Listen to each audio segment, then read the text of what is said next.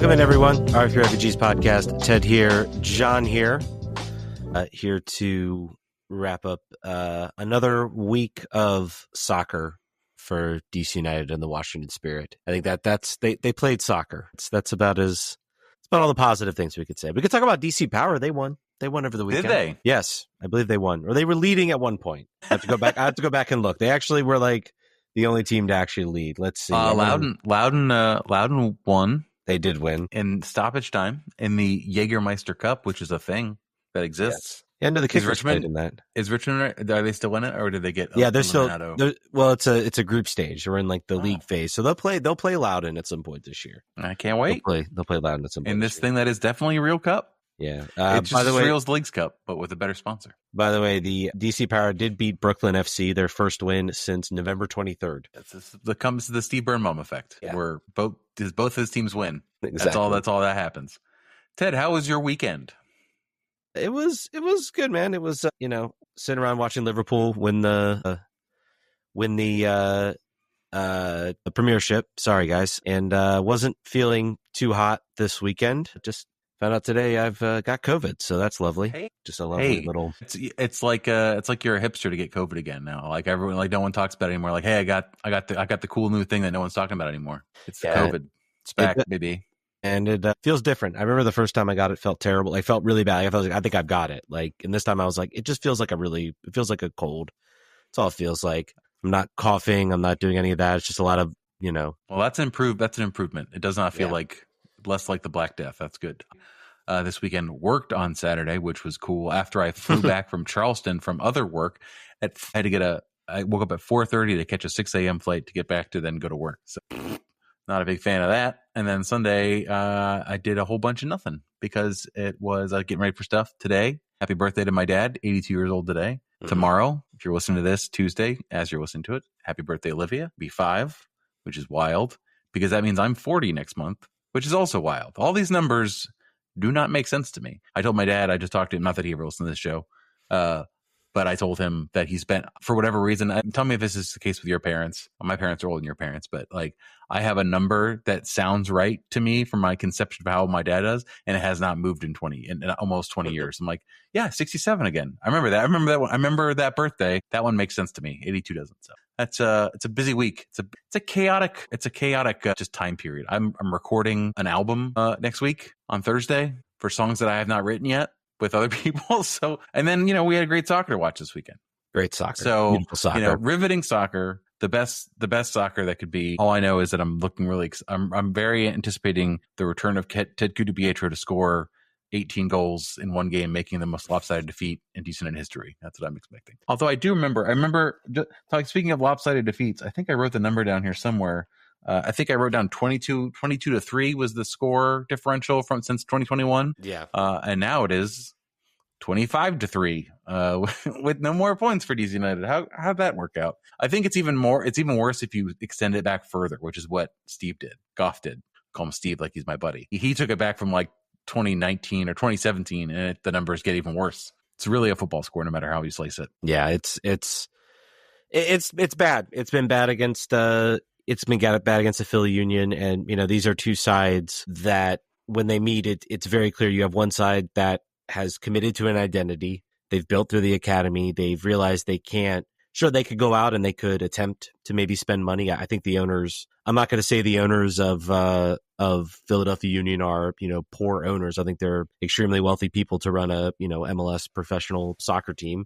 But they said, you know what, we can't compete with them, so we're going to build through the academy. We're going to know who we are. We're going to have an identity, and that is reflective in the scores that you see each year that they come to play DC, year in, year out. And they got more money than our owners do. So even if they don't have that much money, they were at least realistic about their situation. And, they have not signed any former Juventus midfielders who were recently acquitted of doping. That's not the way they went. The Union went a different way.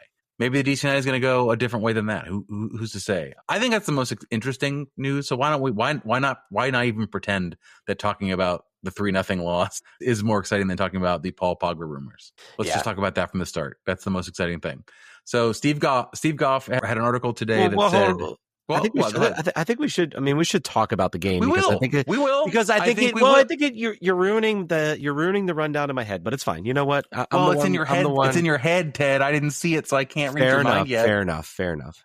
So I don't want to bury the lead. The people are after last week are going to listen to the show for 7 minutes. So while they're here, before they turn off and go listen to something more exciting, because that would be almost anything, there was an article that came out by Steve Goff in the Washington Post saying DC United is in conversations or has had conversations with Paul Pogba to sign with DC United this summer. This is notable for a number of reasons. One, we know we have an open DP slot. We know that offers were already made. That was said by Troy in press availability a couple weeks ago. I don't know if this was the thing that they were talking about, but I always sensed kind of a weird vibe in like him being asked the question about, are you going to sign players? And his answer always felt a little loaded to me, the way he was talking about, there's players, we need more talent and, offers have been made. It did not sound very much like, I don't know. Now with this bit of information out there, like with subtext or context, it feels more like, I don't know that he's super excited about this. But anyway, the offer, I don't know if offers are made, but the article, if you've read it on the Washington Post, says that the sources close to the team or sources close to those who know say that Jason Levian really wants this deal done. He really wants to see Paul Pogba come in and play for DC United. How does that make you feel, Ted, as you find this out? All right, let's get it out of the way. Paul Pogba, five years ago, fantastic talent, one of the premier talents in world soccer. Maybe have to go back a little bit further. I mean, obviously 2018 World Cup, pre-COVID, burst onto the scene, so he's a World Cup winner. Had a lot of name recognition. I think that name recognition is completely gone at this point. He's been, like I said, hasn't played in 18 months. I think went to Juventus, didn't do a whole lot, got busted for performance-enhancing drugs, banned for 4 years. That then was reduced to 18 months. But still, like a player that is, talent-wise, is a tremendous talent.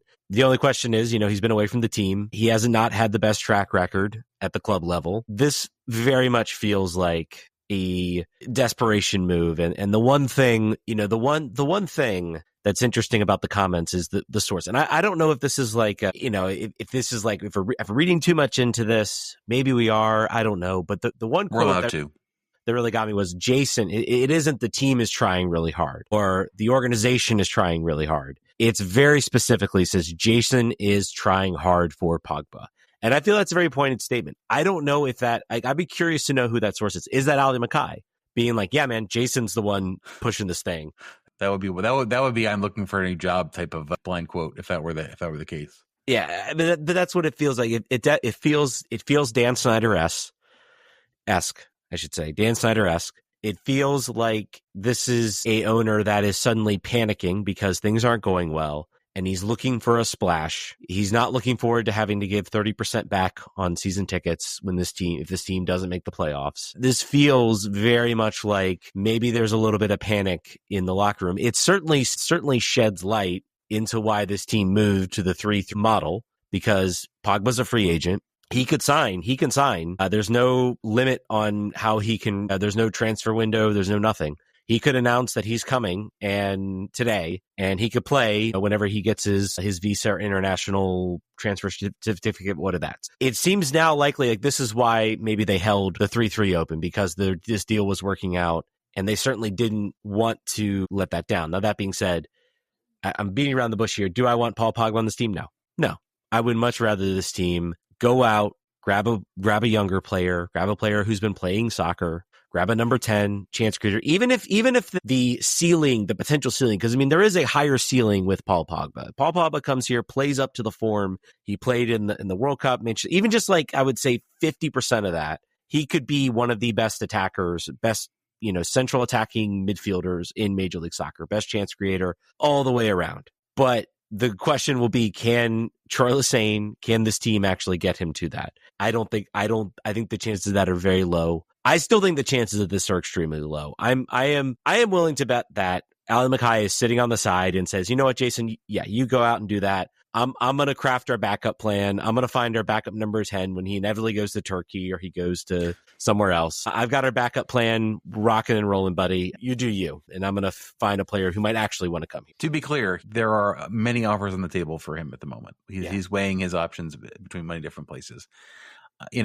It always feels like if we ever get a name, there's a cloud around that name for some reason. If they are considering DC United, they are damaged goods in some way. That has been the case for now. We're getting players that you've never heard of. They can come here and there's not anything wrong with them. They're not busted in any kind of way. But if you know who they are already, they hit somebody with their car, something happened. They don't come here. They don't come here clean. So obviously, I don't really care so much about the doping. He served time. I don't care about that at all. But he is a player that's not played in quite a while. He's a player that obviously where this team is right now, he walks in easily. He's the best player that's been on the team and all, even in like by like some stretch, by quite a large margin. But I'm just wondering if we're willing to spend that much money, how much better would Paul Pogba coming off of this suspension, off of this break, be than Kevin De Bruyne? How much more would Kevin De Bruyne cost? I mean, like if we're playing in this space now, then let's open it up. Like the world is much larger if we're willing to pay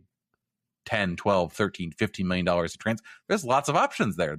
You get some exciting young players with that spot. I still don't think Paul Pogba at this point, at 30, is he 33 or 32? He's 32. I don't, with this long break and sort of maybe if he was still at Manchester United, maybe if Manchester United were still good and still one of the biggest clubs in the world, which I'm going to hate on them right now and say they're not, then like that would sell some tickets. That gets some butts in the door. I don't really see Paul Pogba selling season tickets to this club. I don't. And if that's the goal, like if you're going to get a marquee name and a marquee name is somebody you put on the marquee, I don't know. Yeah. And what I will say, I don't even really care about that. I want players to come in here and win. I think this team is tired. And I think Jason Anderson said it best when he said, yeah, they're trying to basically replicate. They're trying to find 2018. It's like the high. They're trying to hit that 2018 high. Where like they brought a player in the summer. They took a team and it sort of completed the rebuild and they went on this magical run to make the playoffs and vibes were great and fantastic. Every single game was fun to watch. And it's just like you've committed this idea like we're going to do this properly this time. And then to have this like shiny little toy that you're going to go chasing. Not that like, and the problem is like, sure, I do think Paul Pogba, if I look at his talent, he's a center midfielder. He's a center attacking midfielder. He's a chance creator. He's a goal scorer. He's been a very, as his time, he was like a very much an elite talent in this league. Same with like Kevin De Bruyne. I think Kevin De Bruyne would be a better fit than Paul Pogba just because he's been playing higher level soccer. I do think he's a fit because this team needs a chance creating number 10. He would solve a lot of chance creating problems with this team. It's just a matter of like, does that baggage outweigh it? And he hasn't played for several months. Like he could come here and just think he's going to take it in a walk and it's not going to go well for him. We've seen it time and time again. We've seen it with Marco Reus, who's struggled immensely coming from Germany. Like there are players that don't take it seriously. And that would be my biggest fear with a player like Paul Pogba. So that being said, I think this is extremely low opportunity or extremely low chance this happens. I just now switched how I feel about this as we're talking about it because this team is likely to be very uninteresting to me for the rest of the season as currently constructed. I really want this to happen now. I've changed my mind. Please sign this player. It will be very interesting. It will be very notable and interesting to watch this player come back into his own and like find himself in MLS after playing for Juventus after being popped for testosterone. I think that would be interesting if nothing else. I think if we're talking about how do we make this team better in 2026, maybe not the move, but I'm just trying to get through this year. It's already April and I'm like, just give me some joy. This would be some joy. So we're going to be a split podcast on this. I want it. Give it to me. Chase Jones Nola says, I don't hate kicking the tires on anybody, but this would need to be on top of another big move that is likely to pan out. That big move's not happening. They have one DP they can sign. This would be it. This would literally be it. And we'll get to some other questions. I just want to see if there's any sort of Pogba related questions or concerns. I think there's going to be like a day lag for takes on this because I think people are slowly digesting it. Here's one. If Pogba comes, where do you think he ultimately lands on the scale of French players for DC? I like this one. I'd say he could go above Safin Jafal. I'd say 28, 30 games. Are you sure? Because you liked him a lot of the time. I feel like maybe it'll be a little struggle for him to get there. It's hard to say. What, for 30 games? You think he? Oh, the question was number of games played. I think that's what it was more about. I think that's what we're about. Well, I hope so. Let's see. I think that's where he's just going off games played. So, like, I mean, maybe he's doing a ranking, but like of talent, I don't know. It's kind of a silly question. This is from Brendan Cartwright, by the way. Of course. So it's. I think he just wrote this so he could write Simon Lefebvre because he was a DC United draftee that never played. So I think that's why he wanted to do that. Sebastian Letou, also storied DC United striker. I literally posted him. And I was like, "You made that one up. You made that first one up. It's real." He played for Loudoun. He was the French guy that was like 7 feet tall. He was the super tall goalie. That's all I remember about him. I listen. It's interesting. It's more interesting than getting beat 3-0 by Philly again. It's more interesting than having Ted Pietro come back here and try to wallop up on us. You think he'll start? You think Ted starts as for the revenge game, or they probably bring him off the bench in the second half? He's healthy. He's made sub appearances. Yeah, he's made sub appearances. He hasn't, to my I haven't seen, and I admit I have not been following Colorado as much as I can, and I've not been seeing how he's been playing. But my estimation, he hasn't done too much to really write home about. And they're also a really talented team that has a lot of talented players, so it's going to be hard for him to break through. You got to imagine if you had said to your own brain, he's being sent to Colorado where he will be surrounded by a better team that's more successful on the field with better players. I don't think you would have thought that was possible or true, but we are. He did not make the 18, by the way, in the last game. So they better put him on the plane. Wait, is it in Denver or is it in Commerce City or here? It's here, isn't it? Yeah, I think it's in DC. Yeah. All right. They better put him on the plane. I think DC's going to bounce. I think DC's actually going to bounce back and win that game just because. I hope so. You hope so, but you're the one out here predicting a hat trick for Ted Pietro. DC United could win 4-3. I didn't say that. I didn't speculate the other side of how that had to go. I just want the revenge game for him. He can lose. I don't care about the Rapids. I mean, they don't have Jonathan Lewis anymore, so I have no dog in the fight. Fair enough. Jonathan Lewis playing somewhere in England, I think. All right, so let's talk about the awesome 3-0 loss that DC United faced, going to their favorite field to play at all in not Philadelphia, Pennsylvania. What's the name of the city? Why can't I remember the name of the city that's not Philadelphia? Either. It's like Casper. It's like a very short. Anyway, they went there and they got beat again. They went with a 5-man backline once again, which I think we're going to see that. I think Troy is committed to that. He saw it work in New York, and he's like, all right, we're going to stick with this for a while. I mean, yeah, they lost 3-0. So maybe you'll see a change. I don't know. I think this is definitely where Barraza kind of showed he's been sort of excellent through these past couple games, and even in losses, he's looked good. He's made some saves, and this was a game where I think he maybe showed why he wasn't able to hold on to the starting job in NYCFC, because not a great game from him. I think I said this, this is, and this is where going in, we talked about the game and then we would let it into elite talent, but John decided he wanted to ruin. I ruined it. He ruined it, but it's fine. It's fine. You're right. I didn't write it down. I was a little 20 busy. Minutes in. People have they're listening to the New York Times Daily now, I think. But back to my point. This is what the lack of elite talent does. This is a loss, this type of 3-0 loss, which is not a 3-0 loss where the team just gets played off the field, they're just dominated relentlessly. Philly had some chances. They were the better side. They deserved a 3-0 win. But it was not this game was 2-0 in the first half and then there was a third goal. This is a game where when you don't have elite talent and you are unable to actually press the teams and control the ball and generate chances and keep them in your own attacking half, this is kind of what you get. You get sort of whittled down. Your team really isn't able to threaten. You kind of lose. You maybe gain a couple chances. You get a good spell of play. There was a good spell of play from about minute 15, 16 after the goal till about the 40th, really through halftime. And then it kind of all came out. DC goes down 2-0 and the balloon just pops and they're never really able to generate too many other chances after that. This is what happens. You don't have elite talent. I said, I don't think that the defense as a whole, and this gets talked about a lot, is bad. I think they have an average talent level that if this team had better attackers and was able to put teams back in their own defense, you would see this team having to kind of almost be frustrated with the sort of wasted chances, lack of creating chances, and then that's when they give up goals. And yeah, it's what this team is right now. They had finally had maybe a secondary type attacker who kind of had a breakthrough in Peglo, and he got hurt and he's out. And suddenly you're stuck with Jacob Murrell, who's not a bad player. He's fine. It's a lot of just above average to average MLS players out there. And these are the types of games you get when you have other teams with better talent and more elite talent that can sort of take advantage of the opportunities. Yeah. I mean, I was just looking at Jacob Glasnow's contract, seeing how much he cost after his worldie against East United. I was like, how much did they pay for this guy, this Norwegian player? $700,000. He was the captain at age 25 of the Union when they were still very good, and they're still good, but when they were better. He's making $1 million a year.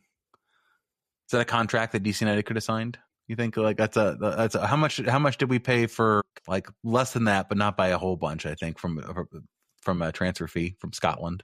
It's just one of those things. Like we talked before about Philly's ownership and about sort of them being realistic about who they were, and it's not like they are making moves that are beyond our financial reach. They just make better ones. I mean, granted, they've signed all of the Sullivans in the Philadelphia area, Chester, Pennsylvania, by the way. That's the location. Chester. Other than them signing like a lineage of players that have worked out, they're not making big splashes on the transfer market. And sometimes they have players and they sell them to the Columbus Crew midseason without a replacement because they don't care, because they're fine. They'll manage. That's the frustrating thing, right? Like, I think that's where you start to evaluate the general manager, evaluate choices like they're not if a team is that much better than you and all they're doing are things that you could do. It's not like Atlanta United where you're paying $25 million for your DPs and writing off players every year if they don't work out. This is a team that's operating on a similar budget in a smaller market. Take that, Philly. I'm calling you a smaller market. So that's where you really start to like really look inward and start to question yourself about like what, and also Jim Curtin's like available. Like, so if you wanted to like steal things from Philadelphia Union, like there's ways you could steal them. There's who's their GM before? Ernie Stewart was their GM for a while, right? Yes. Yeah, but I think that might have been a while ago. That might have been like 2 GMs ago. But all I'm saying is, like, you know, Mackay has his contract. He's going to continue to make moves. He's got another window. But like, it hurts, especially to look at the Union in a longing way, because there's no reason we couldn't be them, because they have nothing. They have nothing special that we don't have. I was looking at I guess Todd McDermott is now the president of the team. Ernst Tanner is the sporting director. So he's the guy. He's the guy making all the soccer decisions in the club. He's the one who has set this identity about building through the academy. This is something I wanted this team, and I rave this team should do that. The talent is here. Everything is here for this team to do that. They just don't do it to the effect that would make them successful, and they're getting left behind. We could be the Philly Union. Philly Union made it to an MLS Cup final. They didn't win it. They came very, very close to winning it. But when have we, and a lot of people, you know, a lot of fans have actually gotten upset about that. They almost wanted the team, you know, they wanted the team to do more. And I think we would all take that. We would all take the ability for, we would all take that ability just to be competitive for once, to have something to be excited about with this team. So yeah, it's really stark to watch this team. Just time and time again. You know, and now we just talked about the idea of signing Paul Pogba. You're all for it. Just for fun, not for soccer reasons, just for fun. And to me, even if it works, it would be a massive disappointment, because the question would then be, where does that leave your team? Where does that leave your team in 2 years? Are we right back where we were? Like we're just doing, it's like it would feel like we were just doing the same thing over and over again. It's like abandoning any sort of rebuild and just going for what fits. I mean, I really don't. And really, from Jason's perspective, I understand fans are upset. Fans have been upset for years at this point. Yeah, for years. That house has been lit on. The fandom is a burnt out shell of a house in Detroit. Like there's nothing else to light on fire. Like if you were worried about fan revolt, you would have been paying attention 6 years ago. Like that ship has sailed. So to your point, if you're going to commit to something, commit to it. You're not going to lose anything else. You've already said you're going to give season ticket holders a discount when you miss the playoffs. Like we're done. When already dropping the win word. Yeah, I'm for sure dropping the win.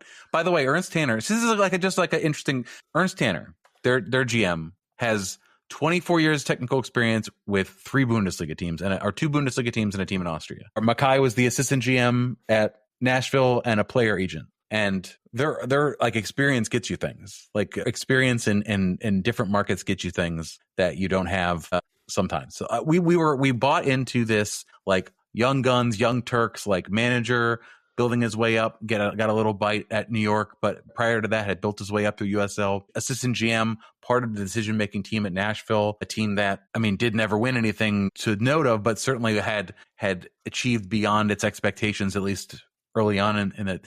So that is the avenue they went down, and the Paul Pogba move, to your point, is like the antithesis of that idea. Like if you're gonna hire those players and sell everyone on it, then you gotta at least go 2 years on it, full 2 years for you. Yeah, and that's the frustrating part. You went down this road, you made this commitment, you've sold everybody, or you've attempted to sell everybody on the idea that you are going to be different. This is different. We're doing this rebuild. Mackay is a young GM, but he's a very, he's a smart guy. I think he's going to be brilliant. He's going to do a lot of good things. We're putting a full faith behind him. You have the whole interview between him and Jason Levian, which again, coming now seems very, very strange when you think about it and all this Paul Pogba stuff. But it really felt like it's like, okay, now we're gonna do this right this time. Like we're gonna have to clear out a year of salary, but we're gonna do this right. And I haven't agreed with every one of Mackay's moves, but I mean, I did look at all of them and I said, well, this feels still like a GM that is trying to really think about long term and think about building. That's why, they didn't go out. People saying, why didn't they go out and get someone at deadline day? It doesn't make any sense. Well, I'm like, well, the summer window is the more fruitful window. You have to think they have something in the cards. Now we know why, is because they didn't want to sign somebody until Paul Pogba had been deciding. So, yeah, I mean, it just colors everything in a different light. But you've sold everybody on this idea. And yeah, it hasn't gone well this year. They also are 5 points out of a playoff spot. Let's be real. Like, this is MLS. Like, you look at this team in May and June last year. They were absolutely awful. They were winless. They didn't win an entire game, I think, through May or June. And yet they still managed to put together a run towards the end of the season that vaulted them, where they controlled their destiny heading into the final game of the playoffs. Like, this is MLS. So I think this is like, to be just like abandoning everything. Like, you got to like sit through the noise sometimes if you're going to do something like this. And yeah, it might not work out. But I would at least feel better knowing that at least they committed to something and saw it through. And yeah, it didn't work out. Okay, now you maybe relook at it and try something else. And there are opportunities when sometimes maybe that rebuild comes a little bit late. But if you just kind of sit here and say, nope, we're going Paul Pogba, then it feels to me like you're saying you aren't patient enough to wait. You're still trying to chase like this high or this ability. And I don't know. It just feels like this is going to end poorly. And I wonder, are there players that now with this whole Paul Pogba situation, are there players that maybe were sitting there that now can't move, or that maybe Mackay was looking at signing? You recall that there were players that DC ownership had brought to Wayne Rooney, and he was like, no, I want Ravel Morrison. That Ravel Morrison is a better player than all of these people. He'll be the best player in MLS. Yeah, and that's what it feels like, to be honest. It feels very similar. It's like how many, and we'll never know for sure, but like does Mackay have players and agencies contacted of, number 10s and attacking midfielders that he thinks will be good for this league? But now like you got this whole Pogba noise. Now that's out in the public too. So, like, what are those agents thinking that have been actually talking and having conversations with DC thinking? I don't know, man. I don't know. It feels very rushed, and I don't know. I don't know what the future is. I still think this is unlikely to happen. It sounds like he's going to make his decision, I think, in a month. So that'll be, before the window even opens. This could all be for nothing, and he could not sign, and then Mackay will have like players actually in the backup that he'll go out and get. So we'll see what happens. We have the second worst goal differential in all of MLS next to the Galaxy. It's not great.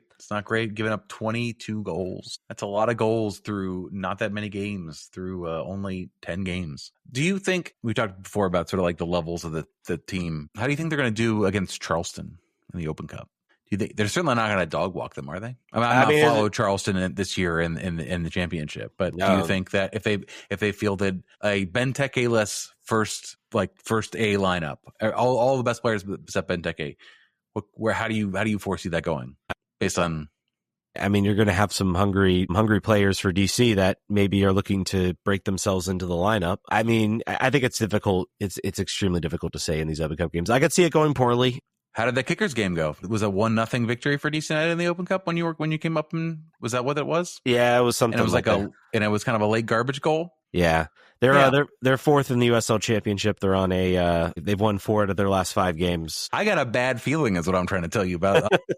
I'm going to go see it. I've got a bad feeling. Yeah, I have a bad feeling about a lot of things, but somehow like DC does manage, like in these seasons where they're extremely poor, they do seem to like pull themselves together and like actually make a run in like the Open Cup. Like that's happened fairly consistently when they're historic, when they're really bad like they are this year.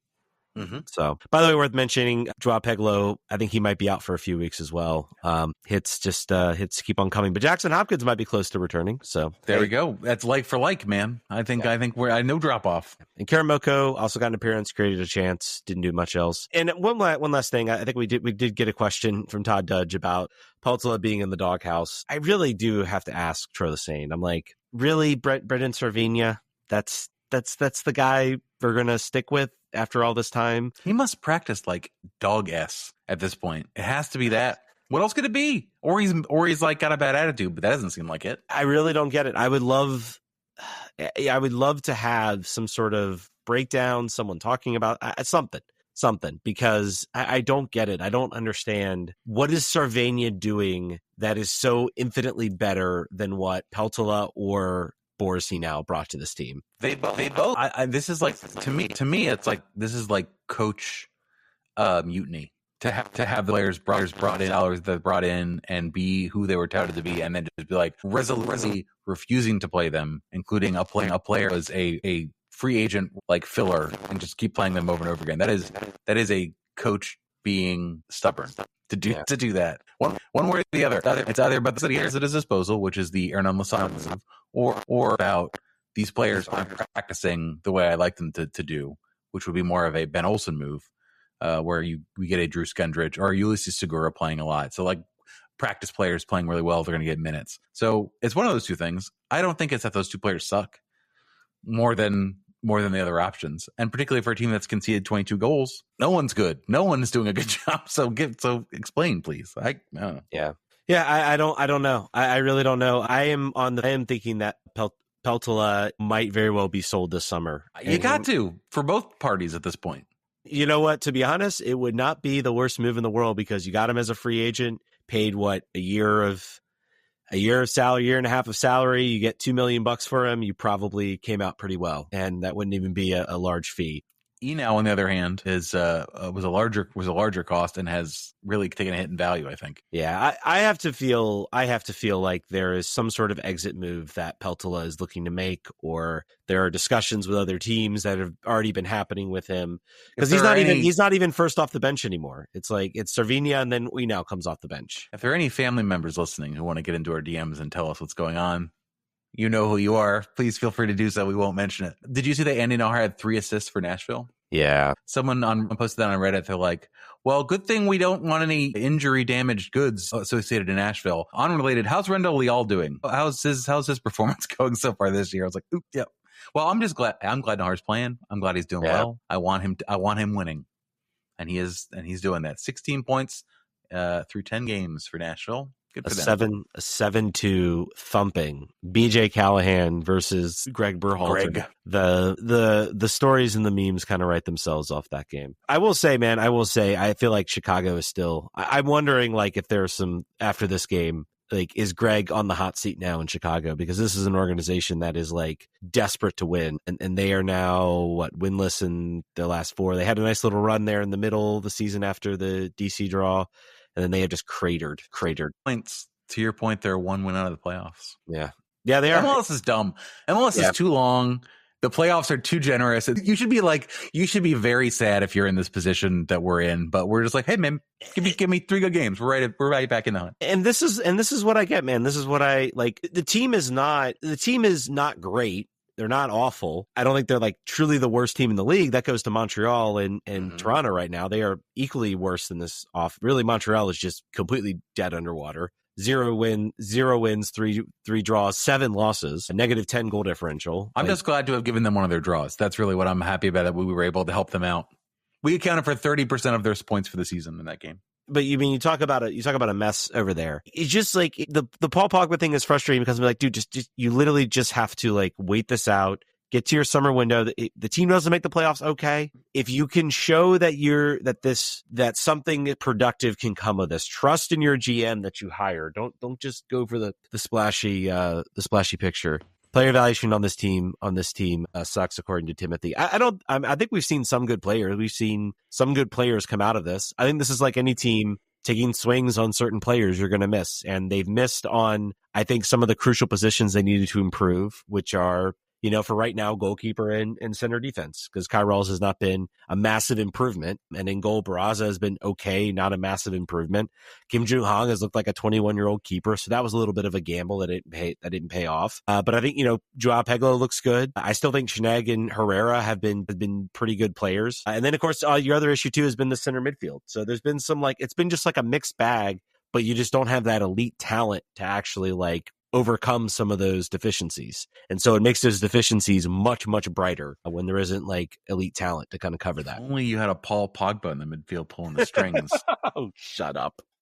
Being an elite talent. All right. I think that's enough, DC. We want to talk Spirit. Yeah, let's go from good news to good news. The Washington Spirit finally the injuries have caught up, at least in this weekend, to DC or into the Spirit, getting a 3-0 first half beatdown by Gotham. Just sort of not covered themselves in glory here.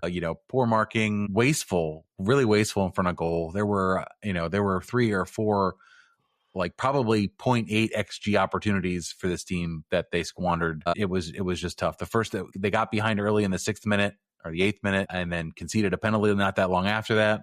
And then allowed a goal off of really bad marking on a corner. So that's, I think, an Audi Field contagion situation more than anything else. Manager got a red card, won't be there next week. So just sort of, when it all goes bad, it all goes bad.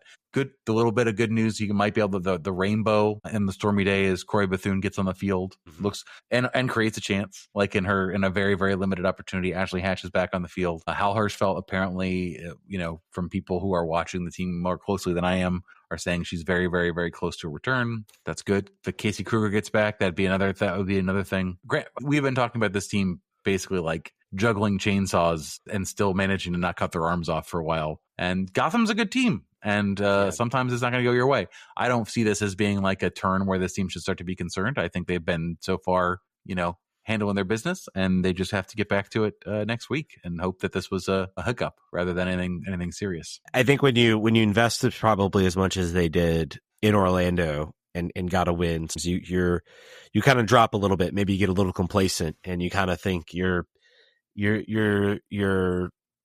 think you're invincible. You're like, oh, we're invincible. We can manage through anything. And then you have a team that just comes in and kind of humbles you a little bit. They came off Gotham came off a bad 4-0 loss, or I think a bad loss I think they lost to Portland, if I recall correctly. So they came off a fairly poor loss. Yeah, it was 4-1 loss to Portland, and so they were maybe a little angry. So maybe this will be some motivation when Washington goes play Angel City next. I mean, maybe this will be a little bit of a kick in the rear to get them going.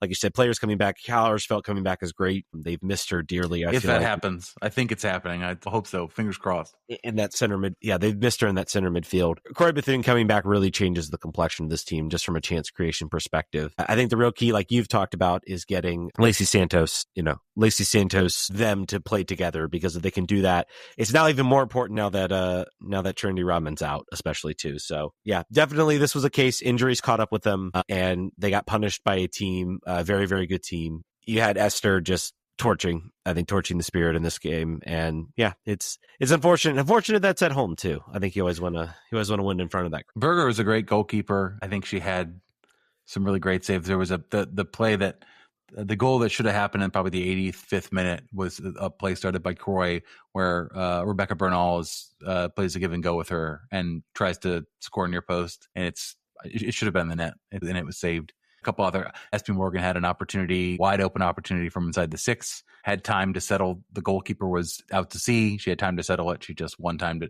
hit it over the crossbar by 10 feet and hit and punch the floor because she was super mad. But yeah, I'm not going to lose sleep over this whatsoever. This team is third with the injuries that they have should make you feel good, should make you feel confident in the way the season's going to go. Angel City's got 2 wins and 8.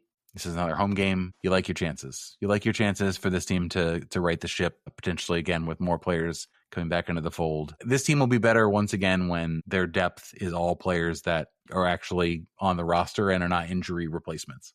That will be when there are good players that are not getting minutes because there's not enough minutes to go around, then you're going where you need to go. And we're almost there. All right, man. I think that's going to do it. Thank you guys so much for listening. Sorry, I did not sound as energetic and lively as I should on a podcast. COVID or no, for a 6-0 net aggregate defeat for the weekend, I think you gave more than enough. The Pogba news maybe helped a little bit with for sure. Thank God. Thank you. Whether or not it's a good idea or not, thank you. See, that's what I was talking about. It's interesting. It's good. It's interesting. We didn't get to a Discord question. DC, last question. DC, would you have Pogba or next pro team? Oh, that's actually kind of a good question. Yeah. Well, for what I just talked about, quite obviously, Pogba. The next pro team is probably the better move. It would be. Yeah. I think it would be substantially less expensive to have a next pro team than Paul Pogba. Yeah, I got next pro team. Give me more Griffin Yowls. Give me more Gavin Turners. I'll take a Gavin Turner getting minutes and showing his stuff. Give me some hope. Sell me some hope for 2029. Or over Paul Pogba. All right, folks, that's going to do it. Thank you guys so much for listening. We'll catch you guys next week. Vamos.